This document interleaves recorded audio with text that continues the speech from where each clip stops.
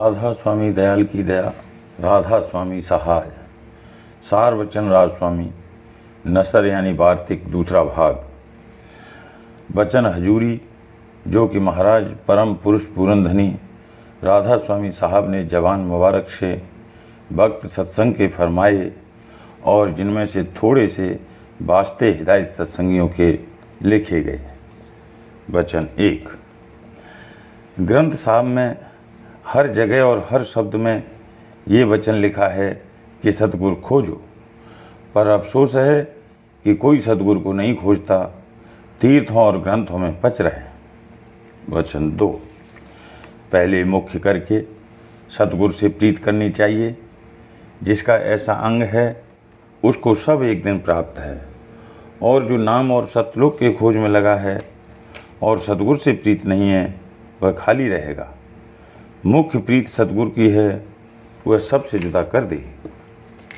वचन 3। अपनी हालत को अपने अंतर में देखते चलना चाहिए कि काम क्रोध आदि ये सब हमारे बस हैं कि नहीं। अगर नहीं हैं तो अपने अभ्यास में लगे रहना और किसी से वाद विवाद न करना, इस वचन को सदा याद रखना चाहिए। वचन 4। सतगुरु फरमाते हैं कि मेरा और सेवकों का संग परमार्थ का है, और जो कोई मन के विकारों में बरतेंगे मैं उनका संगी नहीं हो सकता। वचन 5। कर्म, उपासना, ज्ञान, विज्ञान ये 4 हैं, सो बगैर सतगुरु के एक भी हासिल नहीं हो सकता। अगर गुरु पूरे मिलें तो वह जैसा जिसका अधिकार देखेंगे उसको उसी में लगा देंगे, और जो कोई पाखंडी गुरु मिला तो जैसी चेले की रुचि देखी वैसा ही उपदेश कर दिया। इसमें फ़ायदा नहीं होता बल्कि घाटा, कि फिर वह और कहीं के काम का नहीं रहता।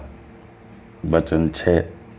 ब्रह्मा को जब कबीर साहब ने समझाया और उसको शौक हुआ कि सत्पुरुष का खोज करूं, पर काल ने बहका दिया। फिर जीव की क्या ताकत कि बिना मेहर सतगुरु के सत्पुरुष का खोज कर सके। वचन 7। फरमाया कि पर्चा लेने वाला कोई भक्त होवे तो पर्चा मिले। इस कदर भक्ति किसी की नहीं है जो पर्चा दे में। ये जो तुम कर रहे हो ये नकल है, सो चिंता की बात नहीं है। अब कि ऐसी ही मौज है, ऐसे ही सबको तारेंगे। वचन 8। शरण और करनी दोनों के वास्ते प्रेम जरूर है। बिना प्रेम के शरण और करनी दोनों नहीं हो सकते। वचन 9। जैसे दूध में घी और काठ में आग है, पर बिना प्रकट हुए दूध घी का काम और काठ अग्नि का काम नहीं दे सकता है, इसी तरह ब्रह्म घट में है। फिर जो ब्रह्म कहते फिरे और प्रकट हुआ नहीं तो ब्रह्म अपने को कहना झूठा है। वचन 10। मुख्य गुरु भक्ति है। जब तक ये नहीं होगी कुछ नहीं होगा। जैसे हो सके गुरु भक्ति पूरी और सच्ची करना जरूर है। वचन 11। मालिक तुम्हारे में ऐसे है जैसे फूल में खुशबू। फूल दिखता है पर खुशबू नहीं दिखती। जिनकी नासिका इंद्रिय है वह फूल में खुशबू को पहचान सकते हैं। ऐसे ही जिनको गुरु ज्ञान है वह मालिक को अंतर में जानते हैं। वचन 12।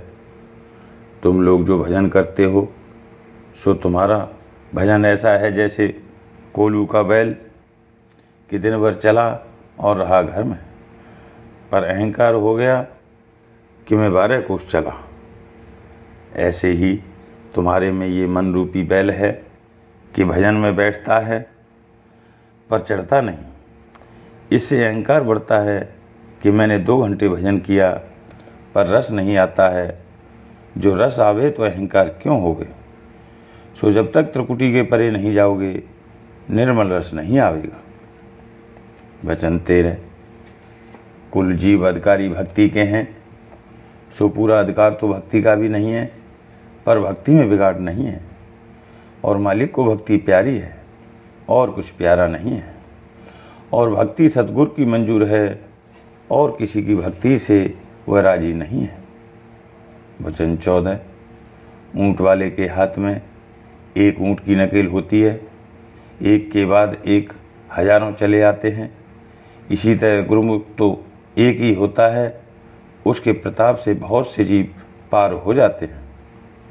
वचन 15, सत्संग पारस है, इसमें जो सच्चा होकर लगा वह कंचन हो गया। जैसे पारस के पर से लोहा कंचन होता है, और जो अंतर रहा यानी कपट रहा तो वह लोहे का लोहा रहा, और सत्संग तो पारस ही है। वचन 16, जो लोग सत्संगी भक्त सेवा के आपस में क्रोध में भर जाते हैं, ये उनको मुनासिब नहीं है। ये आदत संसारी जीवों की है कि जब उनके किसी काम में विघ्न पड़ा तो वह क्रोध में भर आए। जो ऐसी ही आदत सत्संगी की भी हुई तो वह और संसारी एक हुए, कुछ फर्क नहीं रहा। सत्संगी को क्षमा होनी मुनासिब है। ये क्रोध काल का चक्कर है, उसको मत धंसने दो। जिस वक्त कोई हट जबर करे उस वक्त क्षमा करनी चाहिए। वचन 17, सुनना और समझना सहज है, क्योंकि बाहर से सुन लिया और समझ भी लिया और अंतर में नहीं धसा तो वह सुनना और समझना वृथा है। और अंतर में जो धसेगा तो उसका बर्ताव भी उसके अनुसार होगा। जो अंतर में होगी वही बाहर निकलेगी, ये नेम है। सो जो सत्संगी हैं उनको हर वक्त विचार रखना जरूर है, और सत्संगी को हर वक्त विचार रहता ही है, क्योंकि वह हर वक्त अपने स्वामी को सिर पर रखता है, और बिना सतगुरु स्वामी को सिर पर रखे हर वक्त विचार का ठहरना बनता ही नहीं है। यानी बिना हिमायती के ये मन बैरी विचार कब आने देता है। इससे तुमको मुनासिब है कि हर वक्त सतगुरु स्वामी और शब्द को अपने सिर पर रखते रहो, इसको कभी मत विसारो।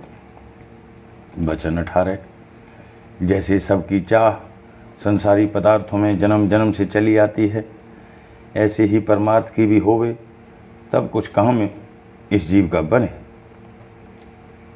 वचन 19, ये संसार जो कि उजाड़ है, इसको बस्ती समझ रखा है, और उसके पदार्थ जो कि नाशवान हैं उनको सत्य जानते हैं, और जो इसमें सत्य है उसकी खबर भी नहीं है, तो क्यों कर इस जीव का गुजारा होवे और कैसे सत्संग में लगे। वचन 20, जीव को संतों के संग का अधिकार ही नहीं है।